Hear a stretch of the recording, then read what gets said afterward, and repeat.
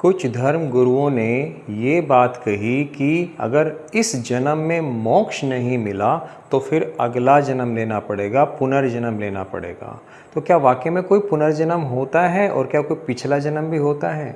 देखो, धरती पर, पृथ्वी पर जो सबसे पहला सेल बना था, सेल की जैसी जो स्ट्रक्चर बनी थी, वो आगे जा कर के चेंज होती गई, डिवाइड होती गई, चेंज होती गई, डिवाइड होती गई। इसको विज्ञान की भाषा में ब्रांचिंग डिसेंट का नाम दिया गया है, जो डार्विन ने बोला था। जैसे कि ट्री की ब्रांच है वो डिवाइड करती रहती है, ऐसे अलग अलग जीव बनते चले गए।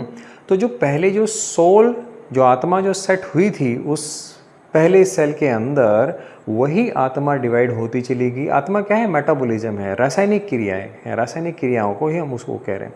तो वो डिवाइड होती चली गई और आज की डेट में इतनी सारी आत्माएं जो हमारे सामने, इतने सारे जो ऑर्गेनिज्म है वो सब के सब घूम रहे हैं हमारे सामने। हर एक ऑर्गेनिज्म, हर एक जीव जंतु के अंदर एक अपनी एक आत्मा होती है, ठीक है।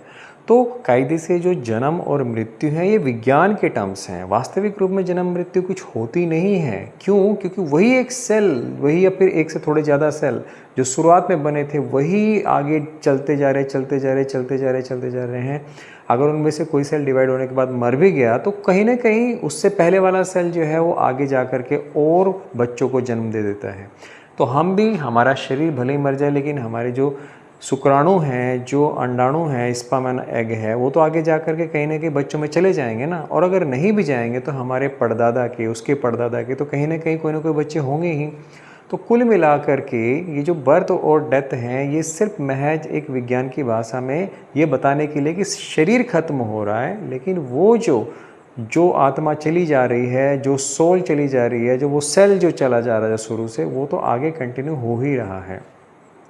इसलिए मोक्ष का कोई संबंध नहीं होता है इस जन्म से या पिछले जन्म से। वास्तविक रूप में ये जन्म और पिछला जन्म कुछ होता ही नहीं है, क्योंकि जब कभी हम मरते ही नहीं हैं, क्योंकि हमारे तो सेल आगे कंटिन्यू रहते ही हैं, तो फिर पुनर्जन्म और पिछला जन्म का कोई मतलब आता ही नहीं। तो जो है इसी जन्म में है, कोई अगला जन्म तुम्हारा ऐसे भेड़ बकरी के रूप में नहीं होने वाला। अब देखो, पुनर्जन्म एक तरीके से होता है। कैसे होता है? वो मान लीजिए हमारे शरीर के एटम्स हैं, जब हम मर जाएंगे तो वो सारे के सारे एटम्स एटमॉस्फेयर में चले जाएंगे, एनवायरनमेंट में चले जाएंगे, और पता नहीं फिर कितने जीव जंतुओं के अंदर पहुंच जाएंगे वो।